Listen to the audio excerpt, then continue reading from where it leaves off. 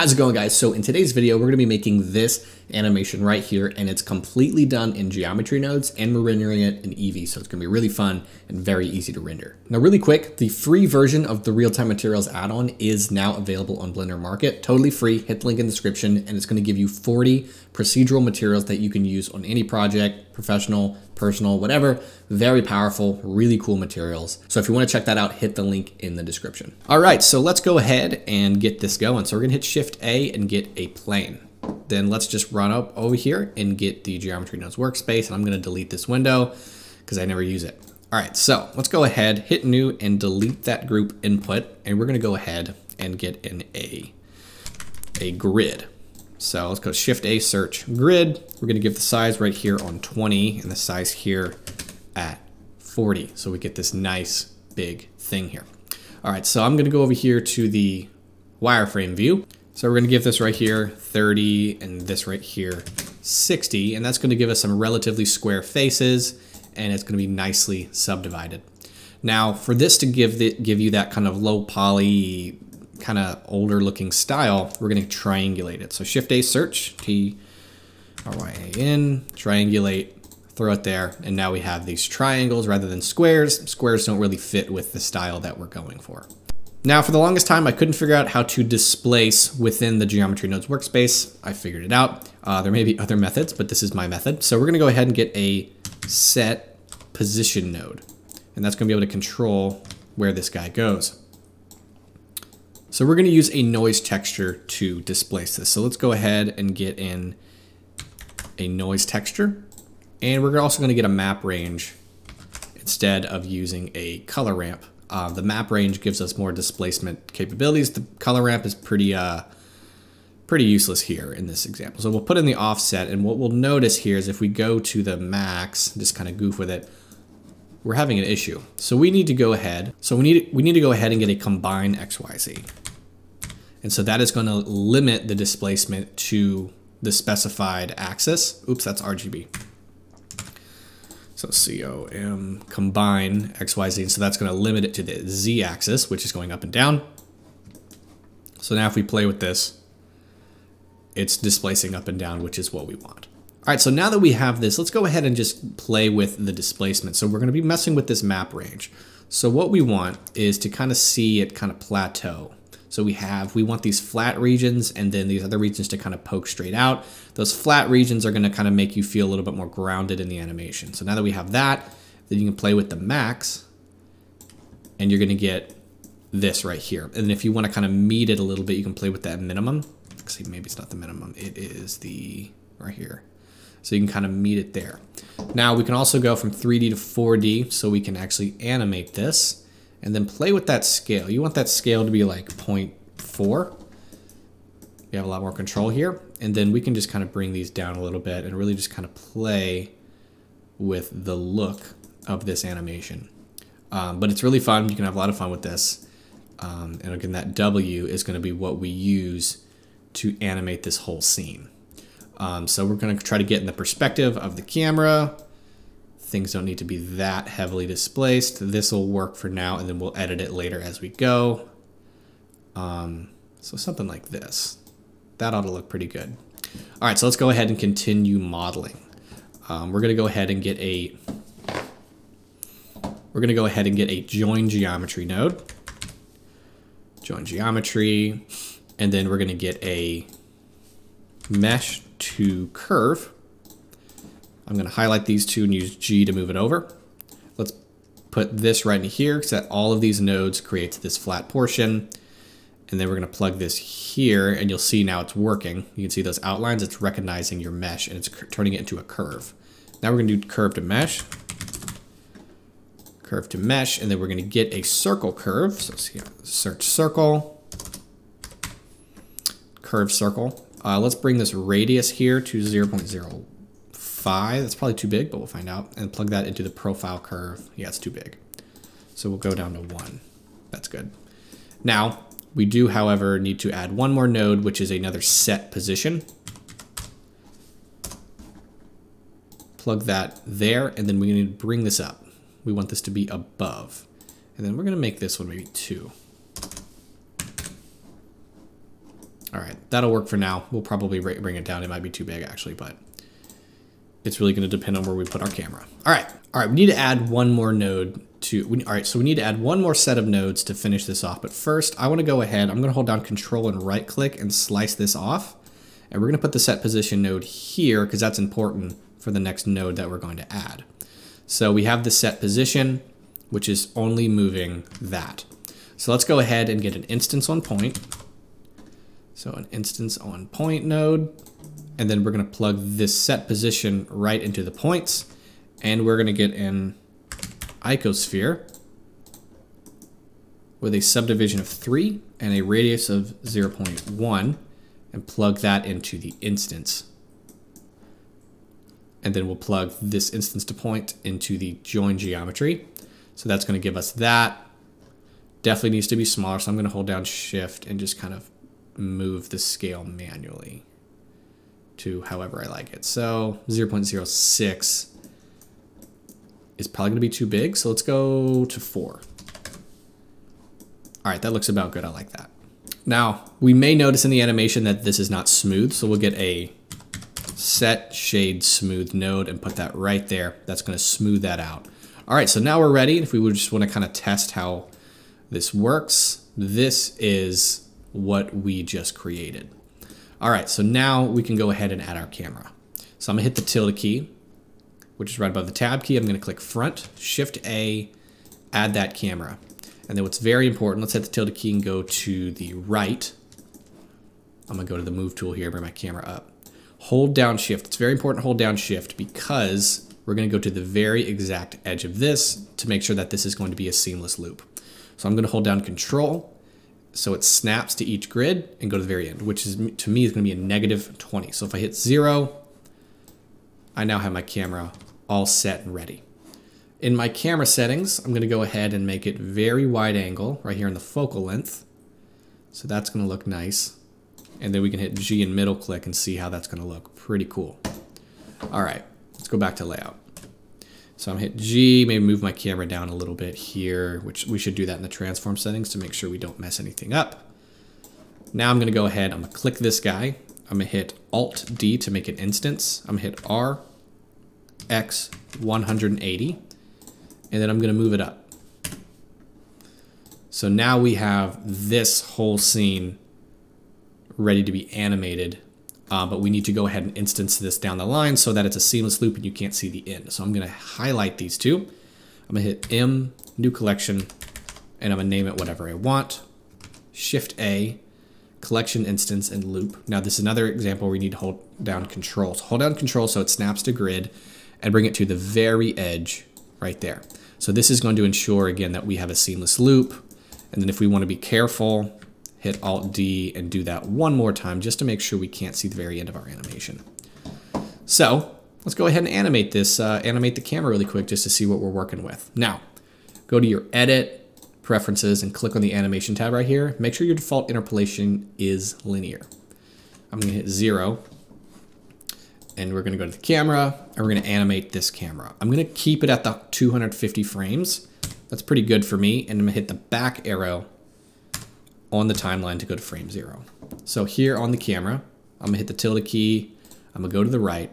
And what we want to do is just bring the camera to the edge of this first set. So remember when we moved the camera, we held down Control just to make sure we stay on these grids. You want to stop the camera at this grid right here. If you've done everything I've done, you should just see the numbers, and I'll give you the numbers. So we'll go back to the camera, and then here on the Y, making sure you're on frame 0, I'm going to click the 20. I'm going to bring my cursor to over here to frame 250, and then I'm going to hold down Control and go all the way to the end right here, which is +20, and then we'll get the keyframe. And then now, if we go to the very end here, you'll notice seamless loop. So I'm going to go to the end of the timeline. Seamless loop, and just kind of goes forever. So that's the goal. And then of course we will also, if we go to the Geometry Nodes tab, we're also going to be animating our displacement like this. So it's going to look really, really cool. All right, now that we have this, let's go ahead and start adding materials. So let's go to geometry nodes first, and we need to add something specific to geometry nodes. So see this join geometry? Each wire that's going in it represents one set of objects here. So we have this flat plane here, we have the wireframe, and then we also have the spheres. So we need to add a material to each one of those, and the way geometry nodes is set up, you need to add the materials within geometry nodes. So Shift A, search set material, and I'm gonna do that. I'm gonna bring this join geometry over here. I'm gonna hit Shift D and plop it on each of them. So we need to create 3 materials right over here in the sidebar. So we're gonna click new, call this metal, right there. And then if I'm not mistaken, this line right here represents the flat portion. So we're just gonna add the metal material to that. We need to add another material called wire. Now you can name these whatever you want. I'm just calling them wire so I know it's the wireframe or it's the instances or if it's the flat plane. So I believe, yeah, the one with the curve to mesh is gonna be your wireframe. And then I'm gonna get another one called INST, short for instance, and put that one here. All right. So very quickly on the metal one, we're gonna go here to the material preview. Let's go ahead and click on the metal. We're gonna make it metallic and make it much darker here. And then on the wireframe, we're just gonna go ahead and also make it metallic and darker, but we're gonna add something else to that. And then here on the instance, we're gonna go from principled to emission, make it a nice blue, and then bring up that brightness. So far we have this, which looks really cool, but we're gonna make it even better. So let's go to shading. I'm gonna go to my camera view just so I can see. Right here, we're gonna go to slot 1, which is this metal, and we're gonna make it rough. So let's get a color ramp. Add that to the roughness. Let's go ahead and get a noise texture. If you have the Node Wrangler add-on enabled, comes with Blender by default. Hit Control T, which is adding a mapping node and a texture coordinate using the object coordinate. We'll plug that into the color ramp, and then we'll just crunch these two in a little bit, like that. We'll scale it up. Let's bring that detail to 12. You never want to max it out to 15, that makes it slow. And then we'll bring that roughness up. Maybe we can bring some of that detail down. Roughness needs to come up. On this black portion, bring it closer to a white so it's more of a rough metal, which is what we're looking for. Let's just see how this thing interacts with light. Looks pretty good.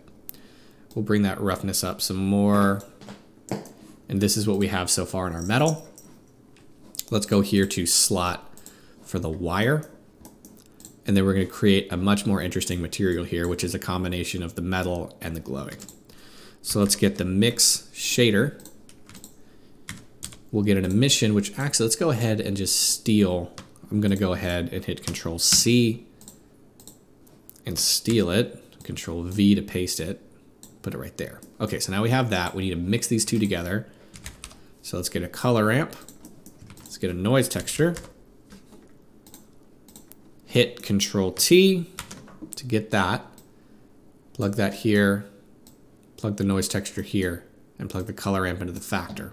And then if you bring in this color ramp, now it'll start to reveal that metallic material. So let's go and make the scale like 1. And then bring it something over here, maybe even like that. And so what we can do is when we go to 4D on the noise texture and let it load, we can animate this as well. It gives you a lot of really cool power. Let's go back here to the metal and let's just go ahead and highlight that roughness, Control C, go to the wire, Control V, just paste it. I'm gonna hit G to move it over and plug that into the roughness of the principled. So now that metallic material is just like the one below it, marries them together. Now it looks really nice. So let's go ahead and switch over to Eevee. Make sure you hit the check mark on ambient occlusion, bloom, screen space reflections, and motion blur. And then on your screen space reflections, turn off half res trace and bring your trace precision all the way up. And so now in Eevee, we have this. I'm gonna hit G and middle click on my camera so we can kind of explore it. It's looking really good. Let's go ahead and add lighting. So here in the world, bring that all the way down to black. All right, now let's go ahead and add the light. So Shift A, light, area, and then it's gonna be right here. Let's just give it a power of 1000. I'm gonna go here to my transform and bring it closer to me with the Y, just like that, and then we'll bring it And then we'll rotate it on the Y by 90 degrees. And then we're not really going to see the full effect of this until we add our volume. So let's do that. Click on the world icon, go to volume. On none, go to principled volume. And then bring your density to 0.1. Maybe 0.01. Yeah, that's better. Okay. So now on this area light, we'll just go ahead and change the color to a nice orangey red. I'm gonna hit Shift D on this area light, bring it over to this side. And then on the transform settings, just add a negative right by the 90, and that's gonna flip it the other way. And we're gonna make that a nice blue. Kind of looks like a police blue, you make more teal. And then maybe go to like 2000 on the brightness. Very cool. All right, one more light we're gonna add just to give it some more interest is a point light. Right here in the middle. We're also gonna make red, give it power of 1000, and then here on the Y, bring it as close as you want to kind of fill that out. And this is the scene that we are working with. Now here in your camera settings, go down here to color management and make sure you are at high contrast. I'm gonna go to very high contrast and then bring my gamma down to make that contrast even higher. So we have our camera. If we press play, this is going through, but it's pretty boring. And we also need to parent the lights to the camera. So click on the area light, hold down Shift, click on the other area light, hold down Control, click on the point, and then last, holding down Control, click on the camera, hit Control P. That's going to bring up your parent menus, and then hit Object. And now when you press play, your lights are going to follow this guy. Let's go ahead and add some depth of field so this isn't going to be so weird. So click on that camera, go to the green camera icon, click on depth of field, and then bring your f-stop all the way down to 1 so you can get very exact so you can see your focus distance. So I want to focus right about there. And then bring your f-stop back till just things like in the, what would this call be, the foreground? The foreground are out of focus, making things look a little bit better. All right. So we're ready to animate. Let's go back to geometry nodes and play with this displacement a little bit to make it look better. So let's go to the EV preview. We're going to go to our noise texture. And let's go ahead and play with this until we kind of like the way it looks. All right, I think it's going to work now.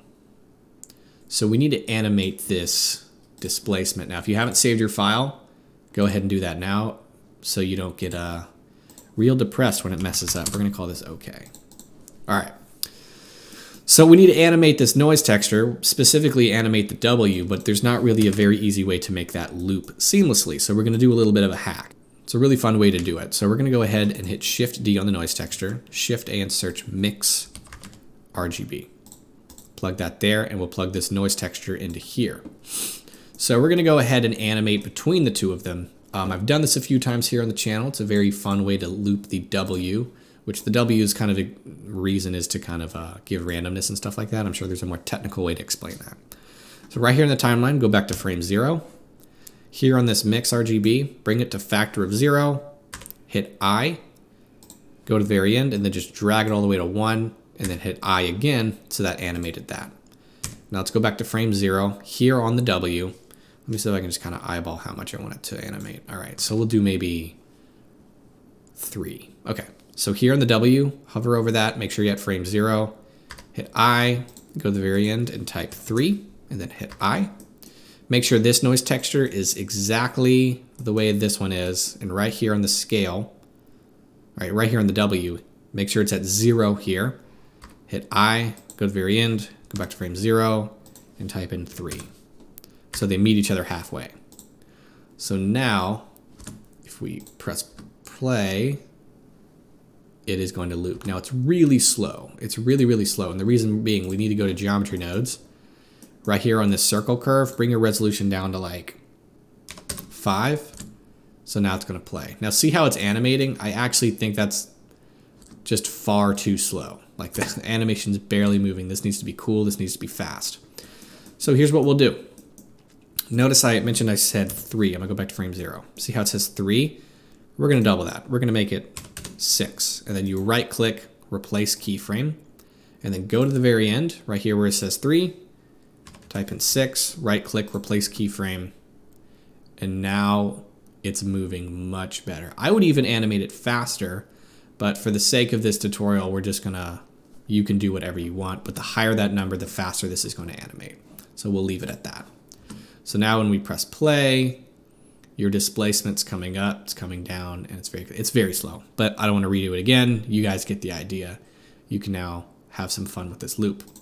So one more thing needs to be animated, and that's the wireframe material. So we'll go here to shading, and we'll go here to slot 2 for me, which is the wire. And then right up here, you have this noise texture. We're going to animate this guy. And it's pretty sensitive to my knowledge. This is a 10-second animation. So like 1, 2, 3, 4. Yeah, so it's pretty sensitive. So we'll animate it to 6 as well. So we're going to do the same thing. Make sure start your W at 0, Shift D on this noise texture. Bring it over here. Get a mix RGB, and then we'll plug the factor into color 2. Let's hover over here on this plus icon and just bring this up. Click on that and get a timeline. So we'll go back to frame 0. So same thing. Right here on this mix RGB, I'm going to hit I, go to the very end, slide it over to 1. Let's go back and get to frame 0. Right here, we're going to hover over this and hit I. Go to the end and type in 6. Hit I. And then right on this one, since it's at 0 at 250, hit I. Go to the very end, go to frame 0, and type in 6I. So that's also extremely slow. Honestly surprised. So we'll do the same redo process. So, but in this case, let's just go extreme and do like 20. Right click, replace keyframe. Go to the end, right click, replace keyframe. There we are. Now let's see, now that emission is animating really nicely over this scene. I like the pace of it. So that I would do 20 with the scale. The parameters were different when I was planning the original tutorial.